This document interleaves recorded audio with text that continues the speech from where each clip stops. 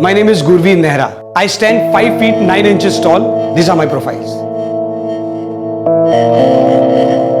Action. Shalini, अगर तुम मेरे माँ बाप की इज्जत नहीं कर सकती तो मुझे नहीं लगता कि हमें यह रिश्ता आगे बढ़ाना चाहिए। ये बात तुमसे क्यों नहीं कहते? क्या वो मेरी जरा भी इज्जत करते हैं? शालिनी प्लीज, घर के बड़े हैं वो। और हमारे घर की, हमारे परिवार की एक परंपरा है, संस्कृति है, संस्कार है। सिर्फ हमारे परिवार की नहीं, पूरे देश की परंपरा है बुजुर्गों की इज्जत करना। ठीक था ना? पासपोर्ट कॉपी, फोटो आईडी और बैंक स्टेटमेंट, सारे पेपर्स हैं। अरे धीरज भाई, घर का जल्दी करवा दो ना, गेस्ट हाउस में रह रहा हूँ, खर्चा भी हो रहा है बहुत। गुरुवीर भाई, एक बार पुलिस वेरिफिकेशन का स्टैंप लग गया, फिर फ्लैट की चाबी आपके हाथ में है।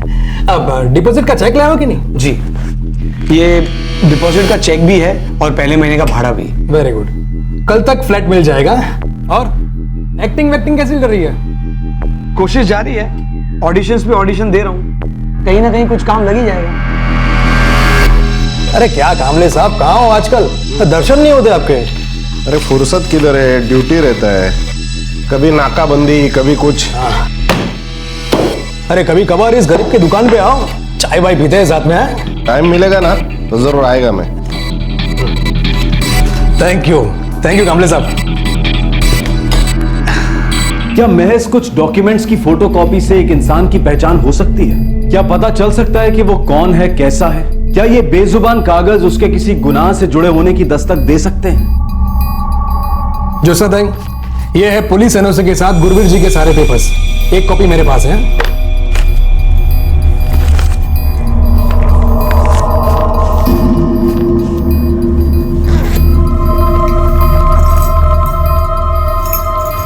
हे सगळं ठीक है, पण हे बघा, मैं पहले साफ साफ बता देती हूँ, मेरे घर में पार्टी वार्टी, दंगा मस्ती, लड़कियां वड़कियां ये सब नहीं चलेगा।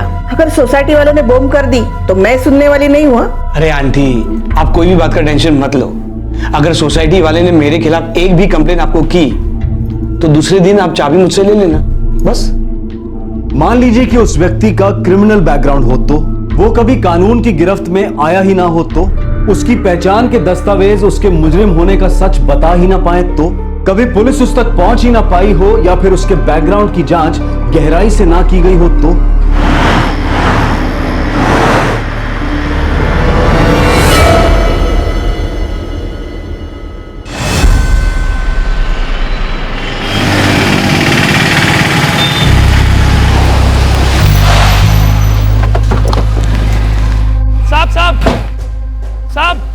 सलाम साहब। क्या रे संतोष, कैसे आना हुआ? एक खबर है साहब, कार चोर की। क्या खबर है? सर एक गाड़ी चोर है, नाम नहीं पता पर खबर पक्की है। सेक्टर 81 की तरफ से आ रहा है साहब, फोर्ड में। गाड़ी नंबर है HR41-7X54। वो सेक्टर 91 की तरफ जा रहा है साहब। सेक्टर 86 पे नाकाबंदी लगा दोगे तो हाथ आ जाएगा।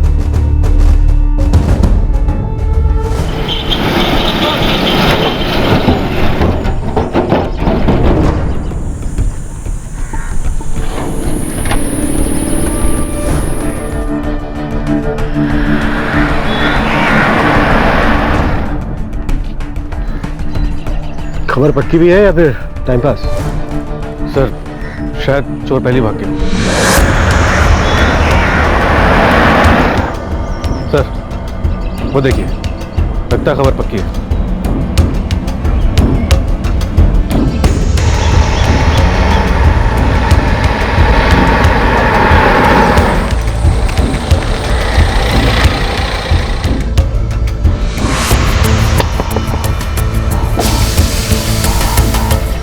गाड़ी किसकी है? मेरी है साहब। क्यों? गाड़ी के पेपर्स, आरसी बुक दिखा। एक मिनट।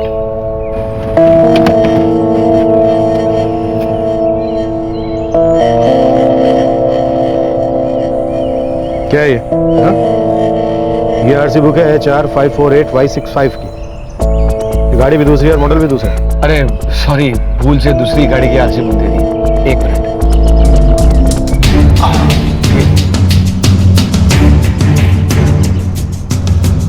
चल बाहर आ जा। क्या हो गया सर? बेवकूफ समझाए क्या? ये आरसी बुक भी दूसरी गाड़ी की है। चेसिस नंबर, इंजन नंबर दोनों के सेम है। चक्कर क्या है? और तू है कौन? अरे साहब, एक्चुअली वो मैं आरसी बुक लाना भूल गया हूँ। मैं एक्टर हूँ और गाड़ी मेरी है। एक्टर है तो एक्टिंग तो ठीक से कर ले। चल अब थाने में चल के एक्टिंग दिखा। आजा। सर मैं सच बोल रहा हूँ, मैं मुंबई में रहता हूँ, एक्टर हूँ और यहाँ पर कुछ दिनों से कुछ काम के लिए आया हूँ। गाड़ी किसकी है? जल्दी बोल। दोस्त की है सर। नाकाबंदी में तो आरसी बुक ऐसे दिखा रहा था जैसे गाड़ी तेरे बाप की हो। एक्चुअली सर वो आरसी बुक और पेपर्स डैशबोर्ड में रखे होते हैं, तो मुझे लगा मेरे दोस्त ने भी वहीं रखे होंगे। फटाफट अपने दोस्त का नाम और नंबर बोल। बलदेव आनंद। नंबर बोल। 44436 आपके द्वारा डायल किया गया नंबर वैध नहीं है। सर ये नंबर मौजूद नहीं है। इसका दोस्त भी मौजूद नहीं होगा, है ना? नहीं सर, मैं सच बोल रहा हूँ, मैं मुंबई से आया हूँ, मैं एक्टर हूँ।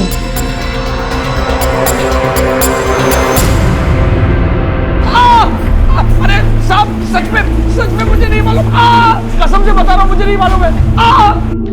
कार चुराई थी सर 29 जुलाई को।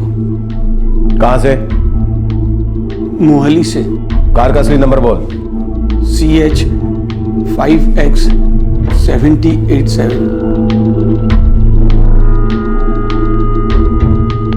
हाँ कुलदीप, 30 जुलाई की रिपोर्ट है। गाड़ी है फोर्ड आइकॉन, नंबर है CH 5X 7087। गाड़ी मार्केट एरिया से चोरी हुई थी। ठीक है सर, ये फोर्ड गाड़ी चोरी तो हुई थी। मोहाली थाने में इसकी रिपोर्ट भी दर्ज है, लेकिन इस बंदे का कहीं कोई रिकॉर्ड नहीं। न मोहाली में, न चंडीगढ़ में और न ही पंचकुला में। पहली बार हाथ मारा है। बंदा नया है पर है स्मार्ट। वैसे तो एक्टर कहता है अपने आप को, पर कार क्यों चुराई इसने? गुरवीर नेहरा जो अपने आप को एक्टर बता रहा था, पंचकुला में एक गाड़ी की चोरी के लिए पड़ा गया। क्या वो कोई छोटा मोटा चोर चक्का था? मैं गाड़ी बेचने ही वाला था सर। अब तक और कितनी गाड़ियां चुराई हैं? कभी नहीं साहब, पहली बार, लाइफ में पहली बार हाथ मारा था। दो गाड़ियां और चुराई थी। कब और कहां से? 2009 में जून एक एसिड उठाई थी सेक्टर 96 चंडीगढ़ से।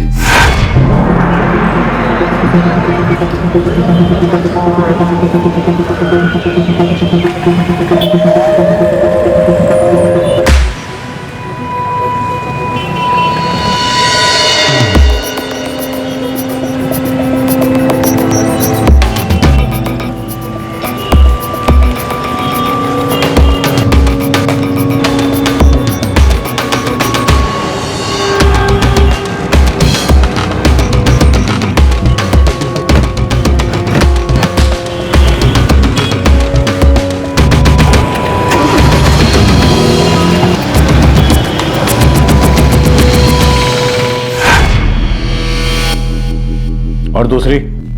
जुलाई 2010 में। कहां से?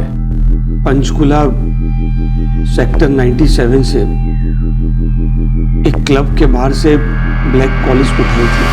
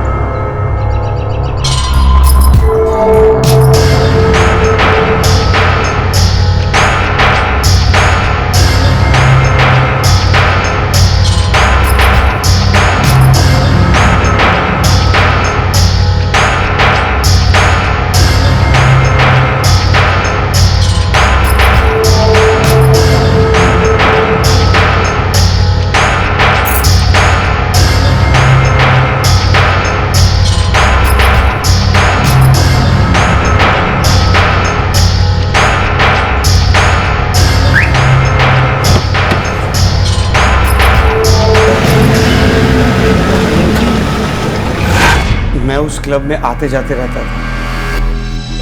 मुझे पता था कि क्लब के मेंबर्स गाड़ियों की चाबियां कहाँ रखते हैं। कॉलेज की चाबी कैसी होती है मुझे पता था।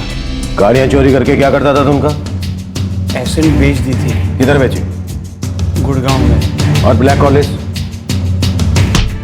ब्लैक कॉलेज का क्या किया तूने? छोड़ दी थी। छोड़ दी? क्या मतलब छोड़ दी थी?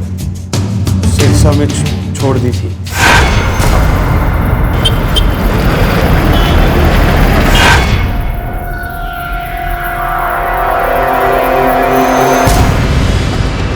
बंदा टेढ़ा लगता है, आधी बात बता रहा है और आधी छुपा रहा है। खोदेंगे तो बहुत कुछ बाहर निकलेगा सर। एक बंदा जो गाड़ी चुराकर बेच देता है, वही बंदा ब्लैक कॉलेज को सिरसा में क्यों छोड़ देगा? कुछ तो वो छिपा रहा है। सेक्टर 97 के क्लब के बाहर से वो ब्लैक कॉलेज चुराता है और सिरसा में छोड़ देता है। सच बोला सर। कसम से बता रहा हूं, मुझे नहीं मालूम है। साहब सच में मुझे नहीं मालूम।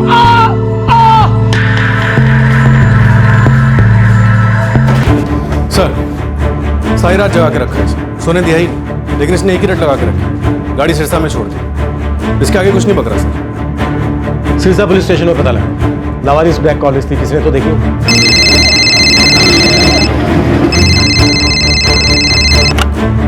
Sirsa police station, PSI Kuldeep Arora, sector 78 Panchkula. हाँ बोलिए अरोड़ा साहब। एक इन्फॉर्मेशन चाहिए थी। जुलाई 2010 की बात है, कुछ 1.5 साल पहले ब्लैक कलर की एक कॉलेज सिरसा में लावारिस छोड़ी गई थी। जी हाँ, हमें मिली थी। मुझे साफ याद है क्योंकि ये आज तक हमारे कंपाउंड में लावारिस ही पड़ी है। कोई लेने नहीं आया ऐसे। ये जुलाई 2010 में मिली थी। किसी लोकल आदमी ने फोन किया था इस गाड़ी के बारे में। ठीक है, हम लोग आ रहे हैं उस गाड़ी को देखने।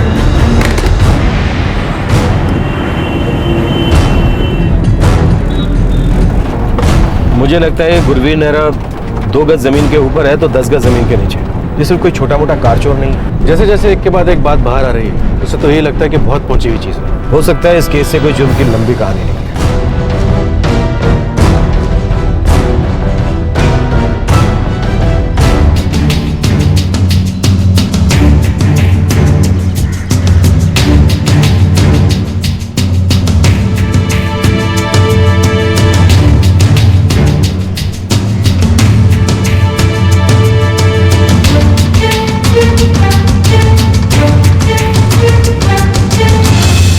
हमने RTO से पता किया, ये नंबर नकली है और गाड़ी के अंदर से भी ऐसा कुछ नहीं मिला जिससे शक पैदा हो। वो चोर गुरवीर चुराई हुई गाड़ियों के नंबर बदल देता है। सर गाड़ी के अंदर भी कुछ नहीं मिला। वो कहता तो है कि चुराई हुई गाड़ियों को बेच देता है। पहले मुझे लगा वो इंटरेस्टेड गैंग का आदमी होगा, तो उसने ब्लैक कॉलेज को छोड़ा। अजीब बात यह कि इस गाड़ी को क्लेम करने के लिए भी कोई आगे नहीं आया। आसपास के सारे पुलिस थानों में खबर भिजवाई थी। Kuldeep, Panchkula sector 97 police station में चेक करो, उसी एरिया की ब्लैक कॉलेज है। वहां पर देखो कि गाड़ी चोरी होने की किसी ने रिपोर्ट लिखवाई थी क्या नहीं। सर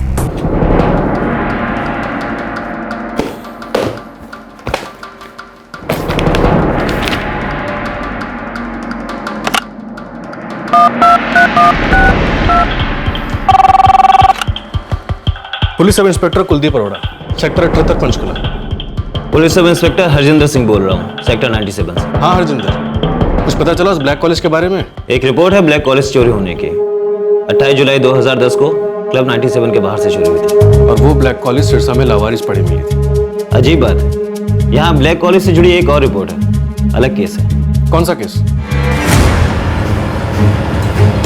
सर हमारा शक सही निकला, ब्लैक कॉलेज से जुड़ा हुआ एक और केस है। गुरवीर के कारनामों का पिटारा खुलने लगा।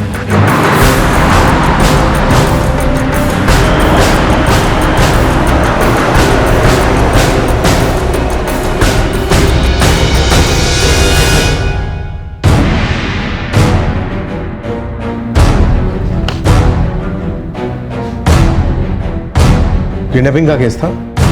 जी हाँ, और इसमें भी शायद एक ब्लैक कॉलेज का ही इस्तेमाल हुआ था।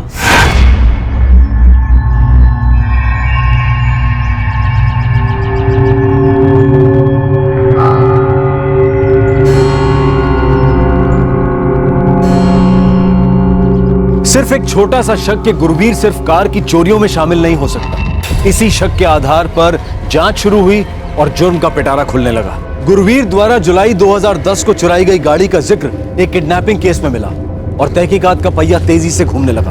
नहीं सर, मैं कसम खा के कहता हूँ, मुझे तो पता भी नहीं कोमल कौन है। मैंने तो उसका नाम भी नहीं सुना है कभी। सर मैं सच बोल रहा हूँ, मेरा किसी भी किडनैपिंग में हाथ नहीं है। देख, तुझे एक और चांस दे रहा हूं, सब कुछ सच सच उगल दे।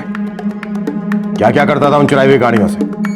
अगर मुझे बाहर से पता चला ना, तो समझ ले तेरे अस्थि पंजर बाहर करके दम दूंगा। सर आप मेरा विश्वास कीजिए, मैं सिर्फ गाड़ियां चुराता हूँ, मेरा कोई गैंग वैंग भी नहीं है। मैंने और कोई जुर्म नहीं किया है, कसम से।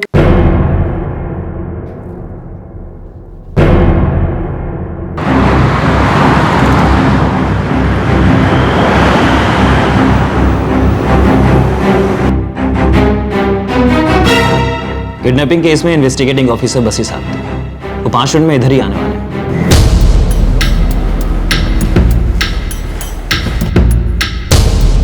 ये बच्ची कोमल 29 जुलाई 2010 को अगवा हुई थी। एक्चुअली उस दिन हम लोग नाकाबंदी पर थे जब मुझे इस केस की कॉल आई थी। मैं तुरंत सेक्टर 86 पंचकुला में कोमल के घर पहुंचा।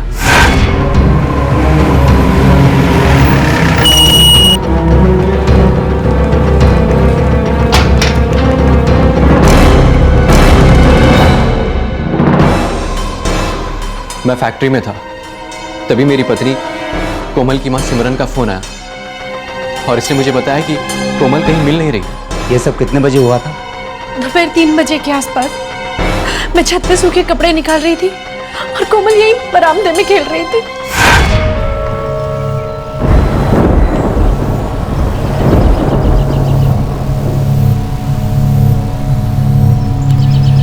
ओए कोमल, चल अंदर चल, बहुत जोर से बारिश होने वाली है। सिर्फ 5 मिनट में आई। अगर जरा भी भीगी ना तो बहुत पिटाई होगी। नहीं भीगूंगी। प्रॉमिस? प्रॉमिस।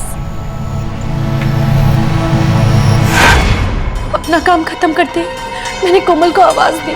कोमल कहाँ चली गई? कोमल, कोमल, कोमल, कोमल, कोमल, कोमल, कोमल, कोमल, कोमल, कोमल, कोमल, कोमल, कोमल, कोमल, कोमल बेटा, कोमल बेटा। क्या हुआ भाभी जी? अरे मेरी बच्ची कोमल कहीं दिख नहीं रही है। अभी 2 मिनट पहले यहाँ बरामदे में खेल रही थी। तुमने देखा क्या कहीं उसे? नहीं भाभी, कोमल बिटिया को तो नहीं देखा, लेकिन एक काले रंग की कॉलेज आपके घर के बाहर देखी थी।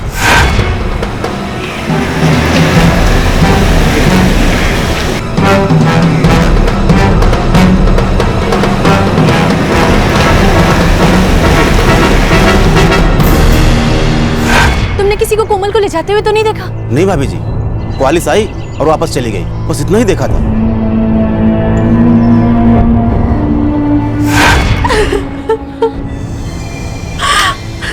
फिर इसने मुझे फोन किया और मैंने आप लोग को यहाँ बुला लिया।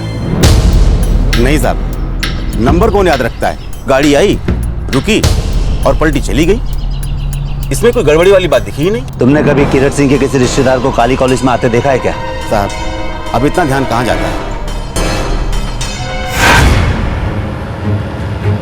हमें लगा कि कोई करीबी रिश्तेदार या सगे वाला ही होगा, क्योंकि उस दिन बच्ची की मां सिमरन वहीं छत पर कपड़े सुखा रही थी और उसने कोई चीखने चिल्लाने की आवाज भी नहीं सुनी। और केस अगले दिन क्लोज भी हो गया। हाँ,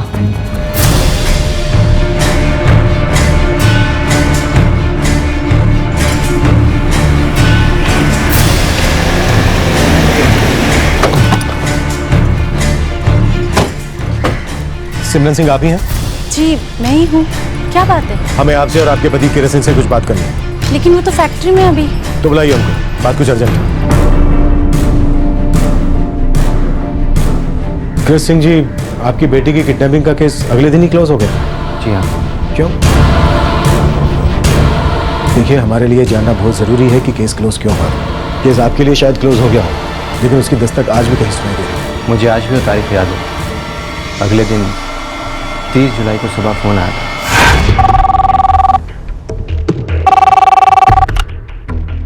हेलो, कोमल मेरे पास है। कौन बोल रहा है? ये सब जानकर क्या करेगा?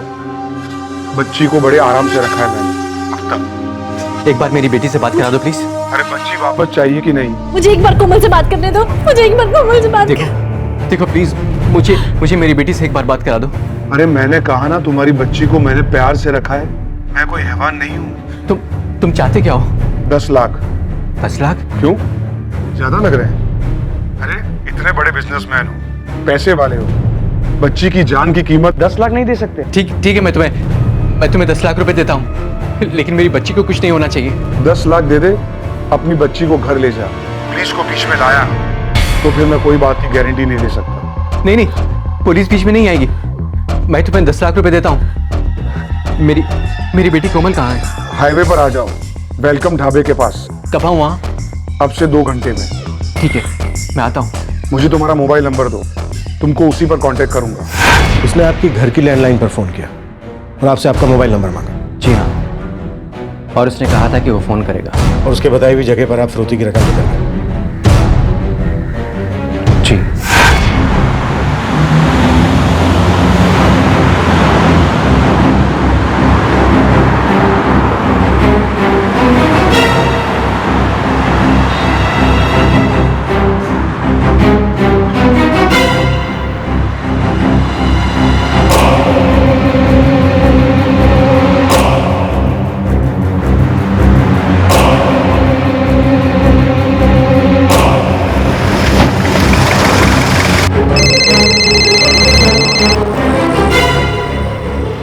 हेलो।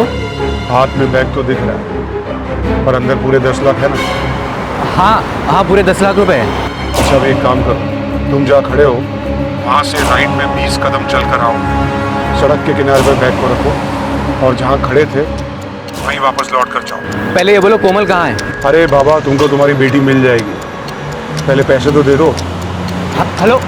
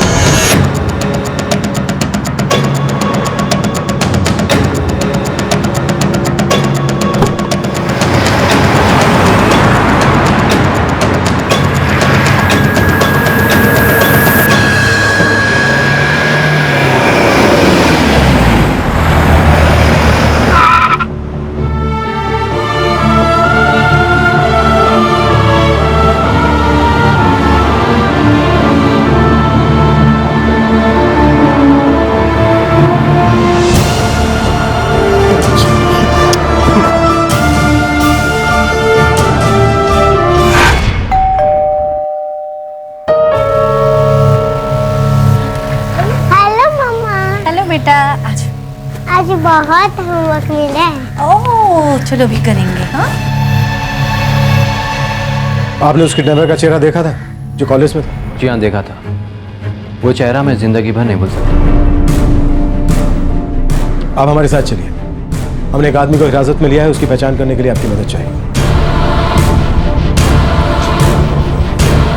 चलो उठ।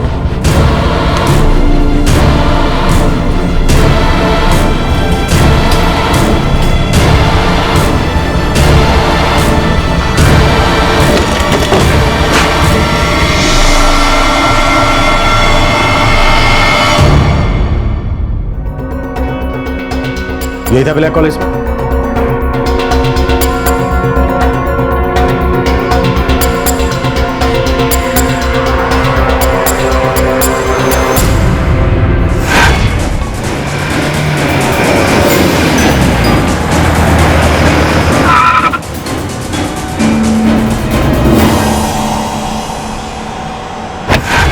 हाँ सर, यही था कॉलेज में।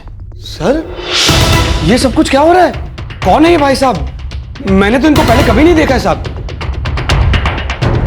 चल। अरे साहब ये क्या कर रहे हो? गलत कर रहे हो, मुझे फंसा रहे हो साहब। पक्का ये वही है ना? हाँ सर, ये वही था। मैंने आपसे कहा था ना, इसका चेहरा मैं जिंदगी भर नहीं भूल सकता। भगवान ही जानता है वो रात हमने कैसे गुजारी जब हमारी बच्ची कोमल इसके कब्जे में थी।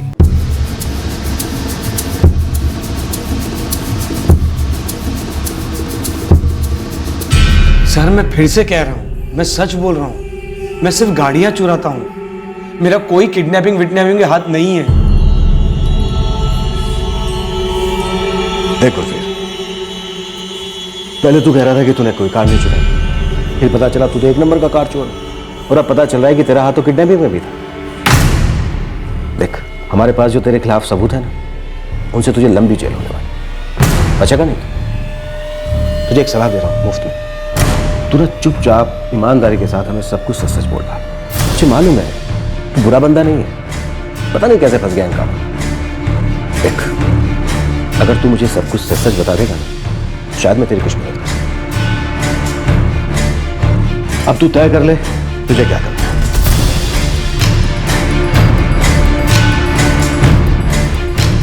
तो बता, सच बोलेगा? और कितनी किडनैपिंग की तू, और कहां कहां? देख मैं शराफत के साथ तेरे साथ पेश आ रहा हूं, वो भी पुलिस वाला हूं। मौके का फायदा उठा ले, सच बोल रहा। सर वो एसेंट जो मैंने 2009 जून महीने में चुराई थी,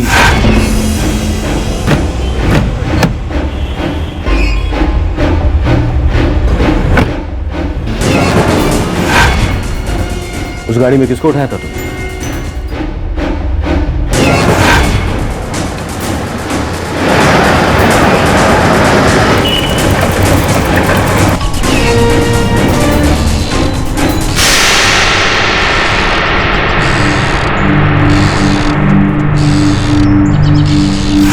एक बच्ची थी श्रुति, पंचकुला सेक्टर 108 से उसको उठाया था। बड़ी ही शांति से गुरवीर अपना दूसरा जुर्म कबूल करता है। वो बताता है कि उसने 2009 में एक और बच्ची श्रुति का अपहरण किया था, कोमल के अपहरण से 1 साल पहले। क्या वो सच बोल रहा था या कोई कहानी गढ़ रहा था, या फिर अब भी वो जितना बता रहा था उससे कहीं ज्यादा छुपा रहा था? कौन थी ये लड़की श्रुति और क्या हुआ था उसके साथ?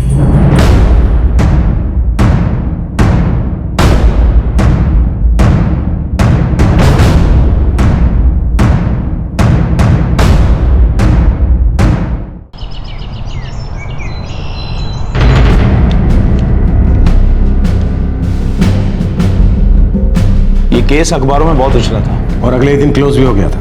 जी हाँ।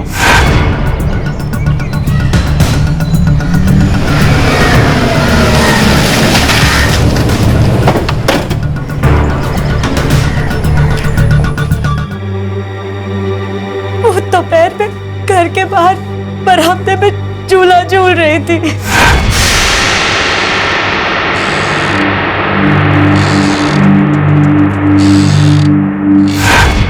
कमरे में थी, बाहर आई तो श्रुति नहीं थी।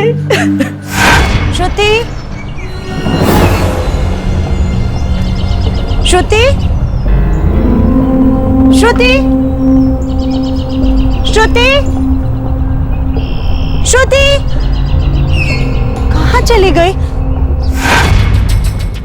जुर्म का वही तरीका जो कोमल को किडनैप करने में किया गया था। एक आई विटनेस भी था जिसने श्रुति को गाड़ी में ले जाते देखा था। सर, वो एक काली एसेंट में था। आपने श्रुति को गाड़ी में उस आदमी के साथ जाते देखा? जी हाँ। तो आपने गाड़ी रोकने की कोशिश नहीं की? सर, मुझे क्या पता था, मुझे लगा कि कोई रिश्तेदार होगा। बहुत आराम से गाड़ी में बैठ के जा रही थी।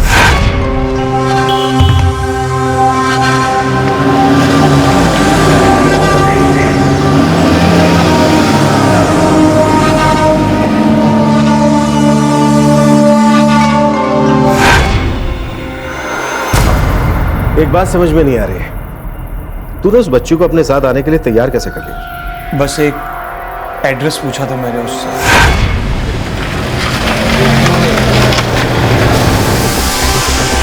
अरे बेटा, ये एड्रेस पता है क्या आपको? कौन सा एड्रेस अंकल? बेटा ये कोठी नंबर 14 कहाँ पड़ेगा? कोठी नंबर 14। हाँ, अगर आप आगे से लेफ्ट लोगे ना तो राइट साइड पे पहला ही कोठी नंबर 14 है। वो बेटा एक्चुअली मैं कब से ढूंढ रहा हूँ, मुझे मिल नहीं रहा है। अगर आप मेरे साथ आकर मुझे दिखा दो तो मैं आपको वापस यहीं छोड़ दूंगा। Okay uncle. So sweet of you, please come. क्या नाम है बेटा आपका? श्रुति। श्रुति, वेरी नाइस नेम। और मेरी स्कूल का नाम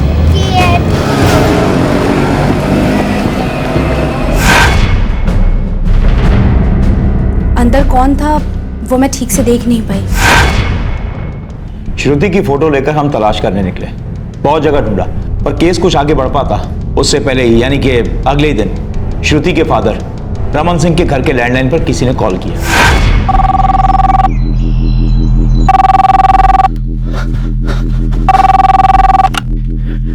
हेलो। बच्ची ने कल रात बड़े प्यार से खाना खाया, अब आराम से सो रही है। कौन हो तुम? कहां से बोल रहे हो? मालदार आदमी हो, 20 लाख रुपए दे दो और बच्ची को लेकर जाओ। पैसों की बात हो जाएगी, वो टेंशन नहीं है। तुम श्रुति से बात कराओ प्लीज। अगर आपने पैसे नहीं दिए और पुलिस को बीच में घसीटा तो मजबूरन मुझे बुरा आदमी बनना पड़ेगा। देखो देखो, तुम जहां कहोगे वहां मैं पैसे ले आऊंगा, लेकिन प्लीज मेरी श्रुति को कुछ मत करना। ठीक है, अपना मोबाइल नंबर दो। हाँ हाँ। जिस मोबाइल से रमन सिंह को फोन किया गया था वो कभी ट्रेस नहीं हो पाया। नया सिम था जो सिर्फ एक दिन इस्तेमाल हुआ था।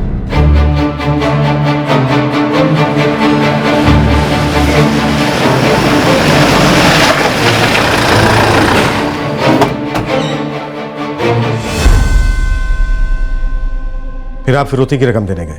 हाँ, मुझे सिर्फ अपनी बच्ची सही सलामत घर वापस चाहिए थी और कुछ नहीं।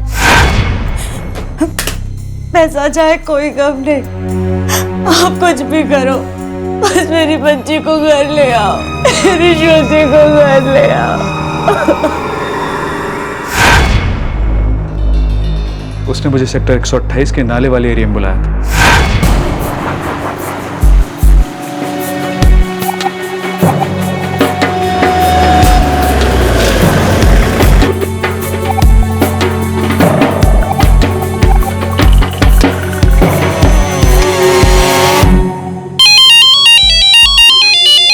हेलो।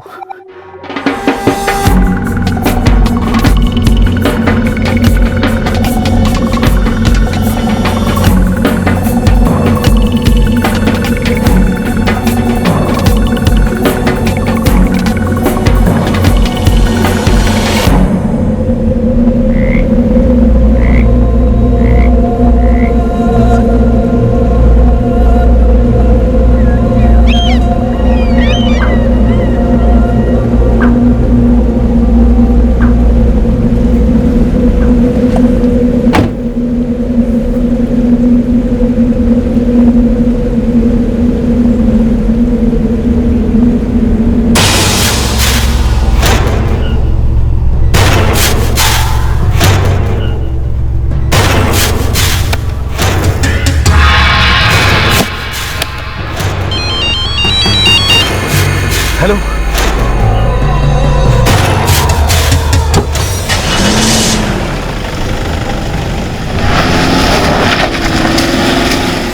उसने मुझे फोन पर कहा मेरी बच्ची श्रुति सड़क के किनारे मेरी राह देख रही है।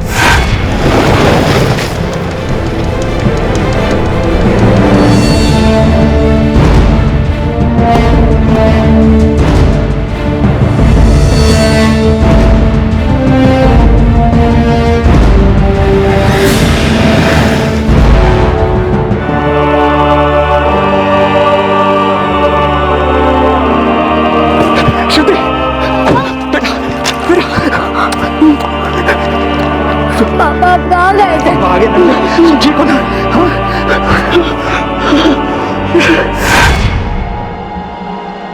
पैसा चला गया पर कोई गम नहीं, बच्ची सही सलामत घर वापस आ गई। हमारे लिए उतना ही बहुत था।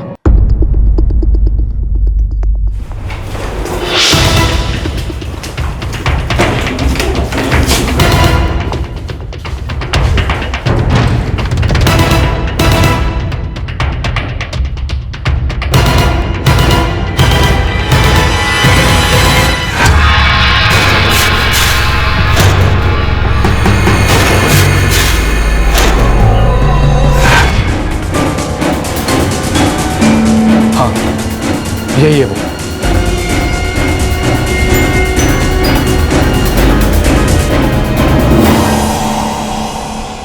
अपहरण के दो अलग अलग केसेस, पर तरीका एक, फिरौती की रकम मिलने के बाद बच्चों को लौटा दिया गया। गुरवीर मुंबई में स्ट्रगलिंग एक्टर जरूर था, लेकिन उसकी जो कहानी पुलिस के सामने आई वो किसी सीरियल या फिल्म की कहानी नहीं थी। गाड़ी चोर और अपहरणकर्ता किसी सीरियल का पात्र नहीं, बल्कि इस कहानी का एक्टर एक बहुत ही शातिर और चालाक मुजरिम था। गुरवीर के जुर्म के किस्से सुनकर पुलिस पूरी तरह से शॉक्ड रह गई। अब सवाल यह उठ रहा था कि अभी और कितने शौक बाहर आने बाकी थे। तू तो बहुत ही कमीना निकला गुरवीर। अभी कोई और भी कारनामा बाकी है? एक और, बस एक और। कब की बात है? 7 सितंबर 2010। किसकी किडनैपिंग की थी? ऋषभ अग्रवाल।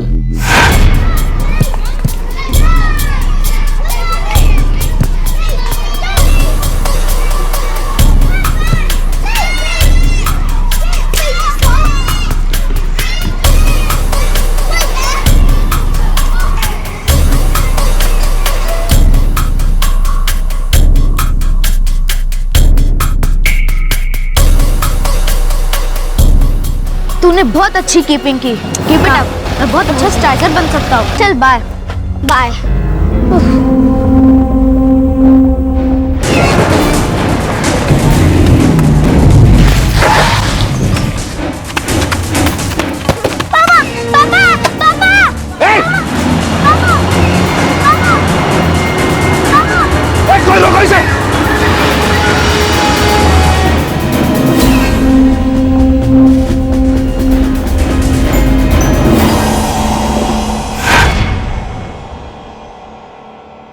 ऋषभ अग्रवाल, सेक्टर 187, चंडीगढ़।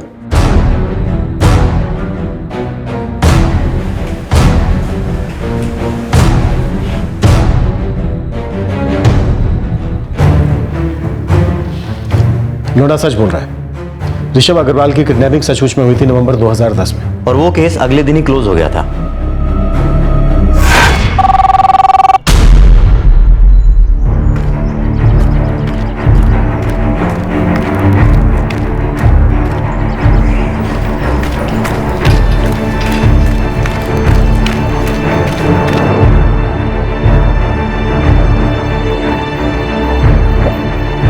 हेलो। गुरवीर ने पड़ोसी के घर फोन किया और सुशील अग्रवाल को वहां बुलाया। हाँ, एक्चुअली अग्रवाल जी का लैंडलाइन फोन 2 दिन से बंद था।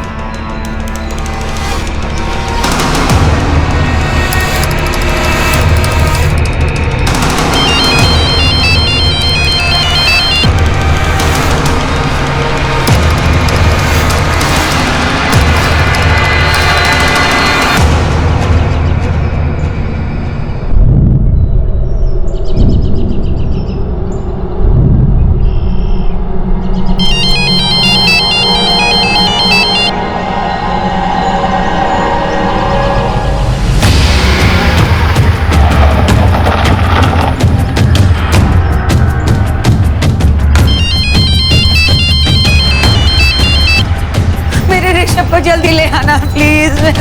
चिंता मत करो प्रीति, मैं ऋषभ को लेकर ही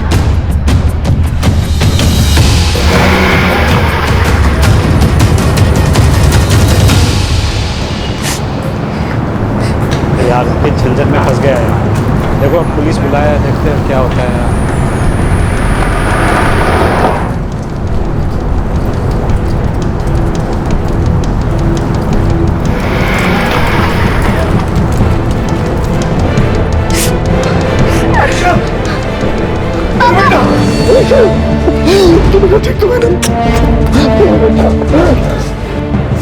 उस आदमी ने ऋषभ को नाई की दुकान पर छोड़ दिया और उसके बाद सुशील अग्रवाल को बुलाया और बताया कि वो बच्चा वहां से उठा ले, और खुद वहां से चला गया। ऋषभ लगातार रो रहा था तो नाई को शक हुआ। उसने पुलिस को फोन करके बताया कि कोई उसके यहाँ एक बच्चा छोड़कर चला गया जो बहुत रो रहा है।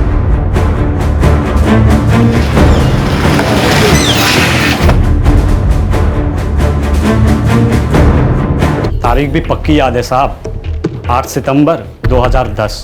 वो आया था मेरे दुकान पर एक लड़के को लेकर, करीब 11 बजे साहब।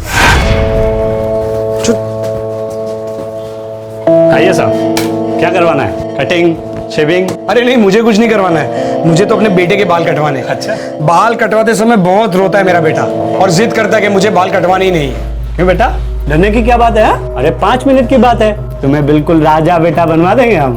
अरे वाह, देखा अंकल कितने अच्छे हैं। अब तुम चुपचाप बैठकर यहाँ पर बाल कटवाओ, पापा 10 मिनट में आते हैं। हाँ? चलो जाओ। आ जाओ बेटा, आ जाओ, आ जाओ। भैया जरा आराम से बाल काटना, 10 मिनट में आता हूँ मैं। अरे आप फिक्र मत करो, आप आराम से जाओ, तब तक इनका मस्त बाल काट देता हूँ। ठीक है।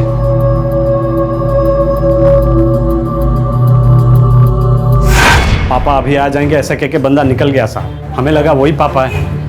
कैसे पता चलता साहब कि वो लड़का अगवा हुआ है। थोड़ी देर बाद वो लड़का रोने लगा। पापा।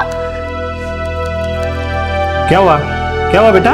रो मत, ऐसे बाल काट दूंगा कि पता भी नहीं चलेगा, बिल्कुल नया स्टाइल बना दूंगा तुम्हें। और पापा बोल के गए थे ना, जल्दी वापस आ जाएंगे। वो मेरे पापा नहीं है, वो मुझे उठा के लाए।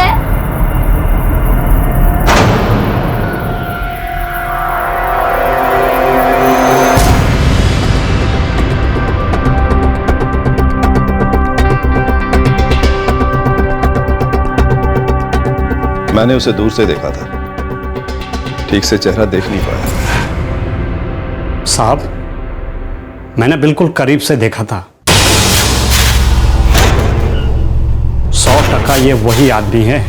आइए साहब, क्या करवाना है? Cutting, shaving? अरे नहीं, मुझे कुछ नहीं करवाना है। बस सर, ये 3 ही बुरे काम थे जो मैंने किए, बाकी मैंने और कुछ नहीं किया। तेरे पे विश्वास नहीं होता, तू हर बार आधा सच बोलता है और आधा रखता है अपने पेट के अंदर। नहीं सर, मैं सच बोल रहा हूँ और कुछ नहीं किया मैंने। तू हर बार लोगों की लैंडलाइन पर फोन करता था, उसके बाद मोबाइल नंबर लेता था। बस तूने एक बार पड़ोसी के घर की लैंडलाइन पर फोन किया, ये क्या चक्कर था? सर एक्चुअली मैं इनमें से किसी को जानता तक नहीं था, सिर्फ इतना पता था कि ये लोग पैसे वाले लोग हैं।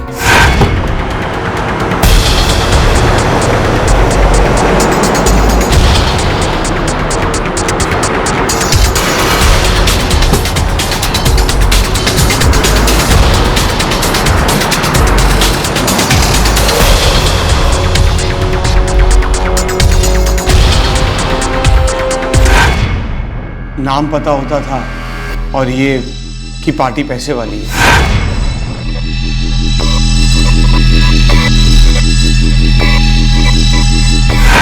मैं इंक्वायरी पे एड्रेस देके फोन नंबर पता कर लेता था। जी, किरट सिंह, सेक्टर 86। हाँ जी, रमन सिंह, पंचकुला, बंगलो नंबर सुशील अग्रवाल, सेक्टर 187 चंडीगढ़। जी, विक्रम सिंह जी का नंबर चाहिए था, सेक्टर 187 चंडीगढ़।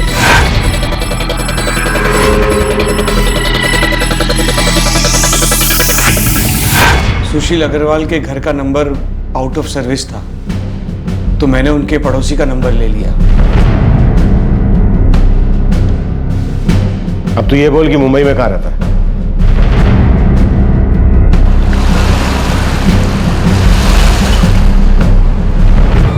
क्या? शक्ल देख के कौन कह सकता था कि इतना पहुंचा हुआ बदमाश है गुरवीर? हमें उस औरत से मिलना है जिसके घर में गुरवीर रह रहा था। मैं अभी उन्हें फोन करता हूं।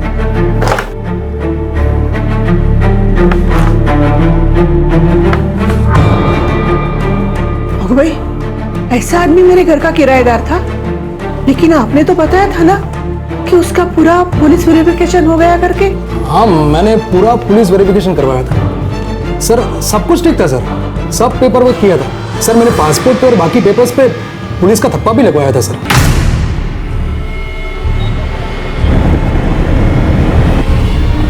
सर, ये गुरवीर बड़ा शातिर है, इसकी जन्मपत्री पर पुलिस का ऐसा ठप्पा लगेगा कि कभी बच नहीं पाएगा। इसकी चार्जशीट इतनी तगड़ी बनेगी कि कड़ी से कड़ी सजा मिलेगी। ऐसे लोगों का खुलेआम घूमना खतरे से खाली नहीं। और बात तो इतने इत्मीनान से करता है जैसे इसे हर वो गली मालूम हो जहां से बचकर निकल सकता है। ऐसा लगता नहीं है कि तूने इसे अब अकेले किया होगा। चल बोल, कौन कौन है तेरे साथ? सर मैं सच बता रहा हूँ, मेरी कोई गैंग नहीं है, मैं अकेला हूँ। कहाँ से चलाता है तू अपना ये धंधा? और फिरौती में जो तूने पैसा वसूला, क्या किया उस पैसे का? गुड़गांव में एक फ्लैट खरीदा है सर। पता बोल।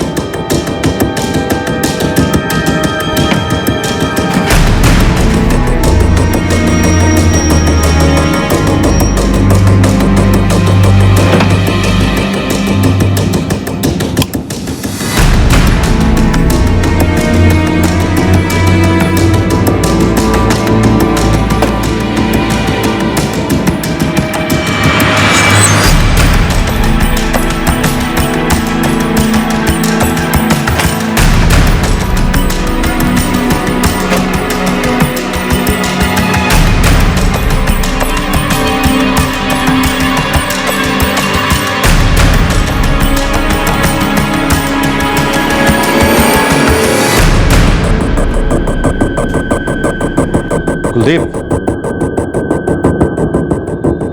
इसका बैंक स्टेटमेंट तो देखो, काफी माल इकट्ठा किया इसने।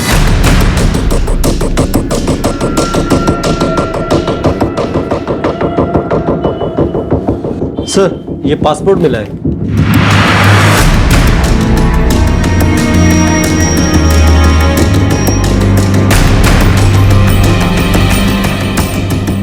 इंडिया से बाहर भी कई बार जा चुका है। कोई क्रिमिनल रिकॉर्ड नहीं है, इस वजह से आज तक पकड़ा नहीं गया। तभी तो वेरिफिकेशन में भी क्लीन चिट मिल जाती है।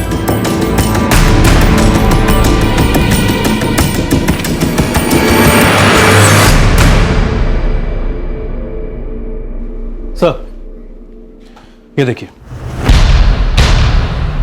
ये बंदा शादीशुदा है या फिर ये भी इसका कोई झोल है? फोटो में तेरे साथ ये औरत कौन है? मेरी बीवी है जसमीत। इस वक्त कहाँ है? मेरे घर पर। घर कहाँ है तेरा? अमृतसर में।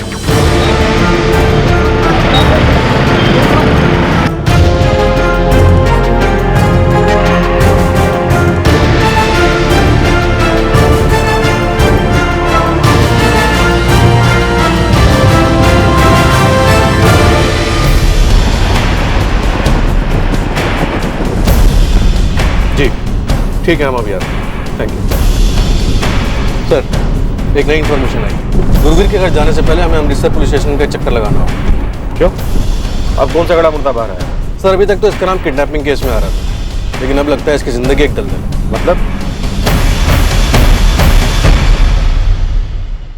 3 अपहरण, गाड़ियों की चोरियां, ये तमाम जुर्म सामने आने के बाद और भी अभी कुछ ऐसा था जो पुलिस के सामने आना बाकी था। पुलिस हैरान रह गई थी कि इतनी लंबी जुर्म की दास्तान के बाद भी ये इंसान खुलेआम कैसे घूम रहा था।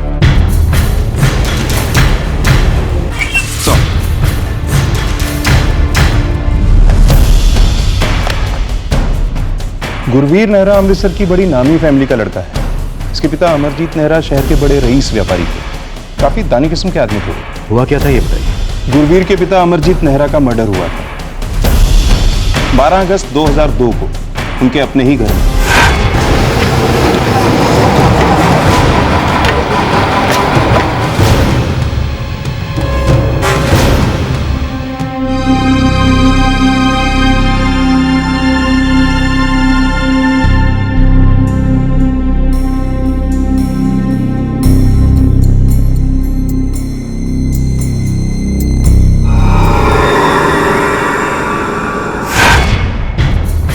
मर्डर रात को हुआ घर के अंदर, और फैमिली में किसी को कुछ अंदाजा नहीं था कि इतनी रात को कोई घर में घुसा कैसे।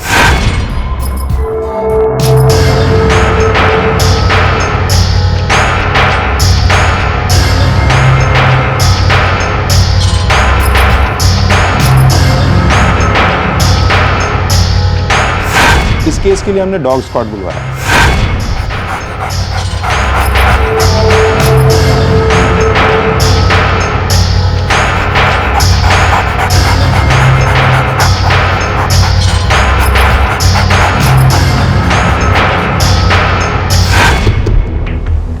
स्निफर डॉग घर के अंदर ही इधर उधर घूमता रहा, जिससे हमें पक्का शक होने लगा कि यह काम घर के ही किसी आदमी ने किया था।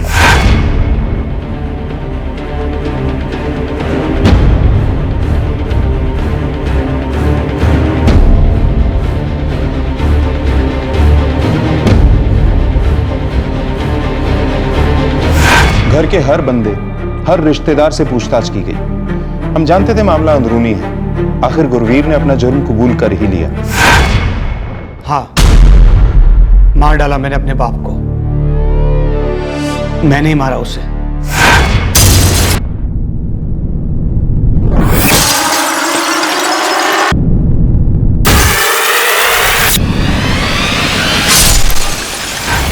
पैसा इतना था घर में कि पूछो मत, पर वो पैसा हमारे लिए नहीं था, दुनिया भर में बांटने के लिए था। चैरिटी करते थे वो, और घर के अंदर खुद की औलाद एक एक चीज के लिए मोहताज। सर, दुनिया वालों को क्या पता कि घर के अंदर के हालात कैसे हैं। जग भराई के लिए हाथ खुला और घर वालों के लिए मुट्ठी बंद। इतना कुछ होने के बाद भी उसे सजा नहीं हुई? शातिर है, पढ़ा लिखा है, कानून से खेलना आता है उसको। नो सर, पुलिस ने मुझे फंसाया है, जबरदस्ती ये सब कुछ कहलवाया है। पर बयान पे तुम्हारे दस्तखत हैं। सर, लॉकअप में पुलिस कुछ भी करवा सकती है, बयान भी, दस्तखत भी। पुलिस वालों ने मेरे घर वालों का जीना हराम कर दिया था, मेरी माँ को टॉर्चर करते थे। मुझसे ये सब कुछ बर्दाश्त नहीं हुआ, इसीलिए उन्होंने जो कुछ कहा मैंने किया। सर, सच तो यह है, पुलिस मेरे पिता के खूनी को पकड़ ही नहीं पा रही है, और इसीलिए सारा इल्जाम मेरे मत्थे मढ़ रही है।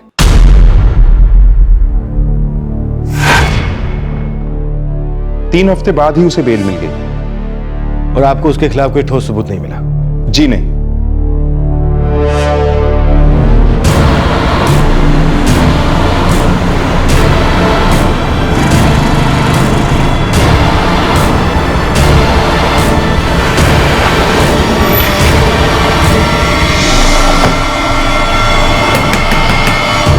नहीं जी, मेरा बेटा ऐसा कभी कुछ नहीं कर सकता। देखिए जी, मेरे पति कोई चोर वोर नहीं है। वो कितनी मेहनत कर रहे हैं एक्टिंग में अपना करियर बनाने की। कमी ही क्या है हमारे पास? घर है, पैसा है, ऊपर वाले का सब कुछ दिया हुआ है, फिर वो पैसों के लिए ये सब क्यों करेगा?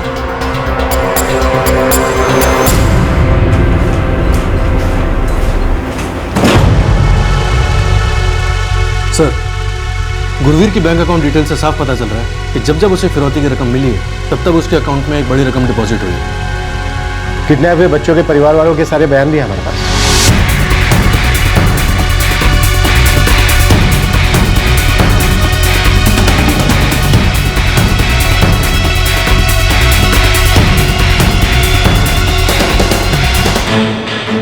ये कई बार कानून को झांसा देकर बच निकला है, लेकिन इस बार नहीं।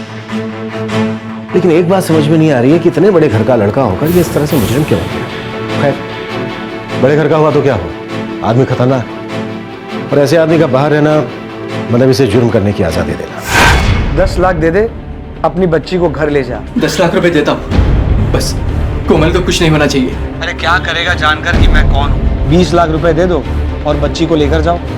हेलो,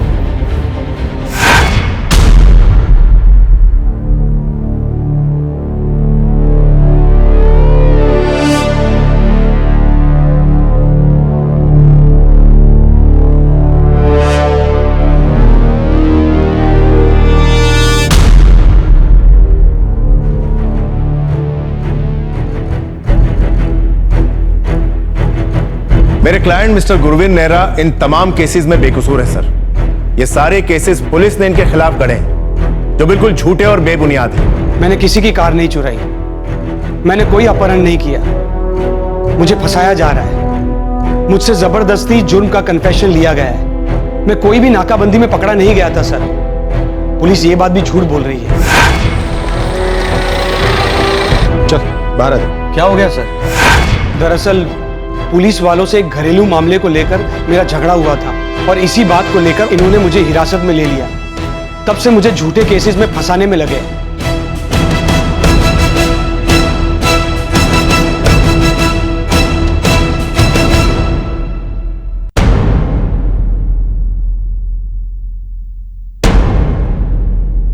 प्रोसिक्यूशन ने जो मुकदमा इस अदालत के सामने रखा है उसमें बहुत सी खामियां हैं, लेकिन गुरवीर नेहरा के खिलाफ कुछ ठोस सबूत भी सामने आए हैं जिनकी रोशनी में यह बात बिल्कुल साफ हो जाती है कि इन सारे अपहरण केसेस में गुरवीर नेहरा शामिल है।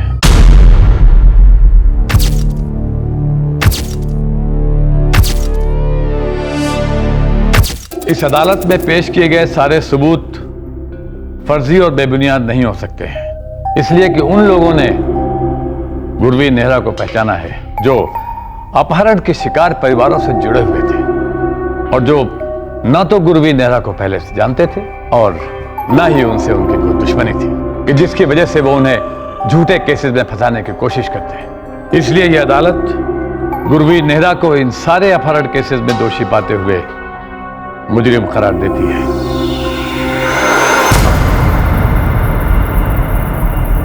और फिरौती की रकम वसूल करने के लिए गुरवीर नेहरा ने जिस तरह से पीड़ित परिवारों पर दबाव डाला और उसके लिए जो रास्ते अख्तियार किए, उनको देखते हुए यह बात साफ जाहिर है कि अगर फिरौती की रकम ना मिलती तो गुरवीर नेहरा इससे भी संगीन जुर्म कर सकता था। इन सारे सबूतों और तथ्यों को ध्यान में रखते हुए यह अदालत गुरवीर नेहरा को सेक्शन 364A के तहत दोषी पाते हुए उम्र कैद की सजा देती है।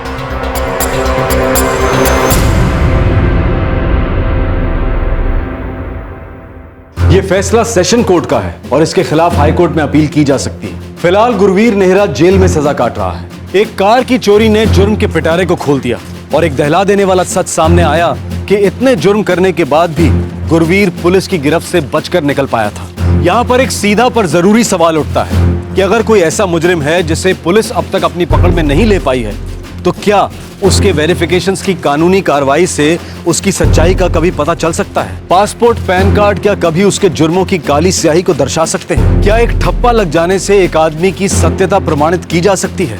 यहाँ एक और जरूरी सवाल उठता है कि पुलिस की फाइल में कोई केस कब बंद होना चाहिए? अपहरणकर्ता अगर अपने शिकार को फिरौती की रकम मिलने के बाद छोड़ दे और वो सुरक्षित घर पहुंच जाए, तो क्या वो केस वहीं बंद हो जाना चाहिए?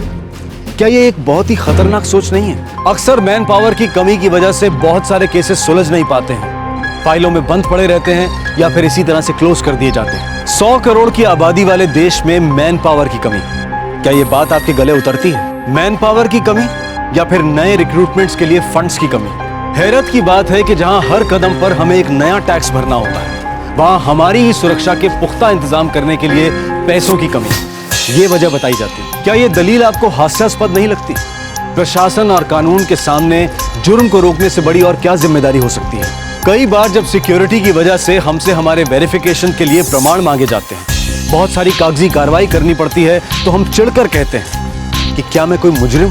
कितने कारोबार, कितनी एजेंसीज अपने बिजनेस को आगे बढ़ाने के लिए, क्लाइंट्स को बढ़ाने के लिए, टारगेट्स को अचीव करने के लिए आधे अधूरे दस्तावेज स्वीकार कर लेते हैं ये कहकर कि हम मैनेज कर लेंगे, हो जाएगा। जब हम खुद ही कानूनी प्रोसीजर्स का पालन नहीं करते हैं, चीजों को मैनेज करने वाला एटीट्यूड रखते हैं ताकि हमारा काम जल्दी से हो जाए, तो फिर हम ही तो जिम्मेदार होते हैं ना वेरिफिकेशन के प्रोसेस को खोखला बनाने के लिए। और तब एक ऐसा शख्स सामने आता है जिसके दस्तावेज बिल्कुल बेदाग होते हैं और उन पर कहीं भी उसके जुर्म के इतिहास का कोई उल्लेख नहीं होता। जरूरी है कि हम भी सतर्क रहें और व्यवस्था को भी अपना काम सही तरीके से करने दें। चाहे किसी के डॉक्यूमेंट से पता ना चले, लेकिन मुजरिम कहीं भी किसी भी नकाब में छुपा हो सकता है और ऐसे मुजरिम को ना देख पाना यानी जुर्म की दस्तक को अनसुना कर देना होता है। आपसे फिर मुलाकात होगी क्राइम पेट्रोल दस्तक में एक और नए केस के साथ। तब तक अपना ख्याल रखें, सुरक्षित रहें और याद रखें, जरूरी कागजात के मामले में एक्स्ट्रा अलर्ट रहना ही बेहतर है। जय। इस तरह के और भी एपिसोड देखने के लिए हमारे चैनल को सब्सक्राइब करें और बेल आइकन दबाना ना भूलें।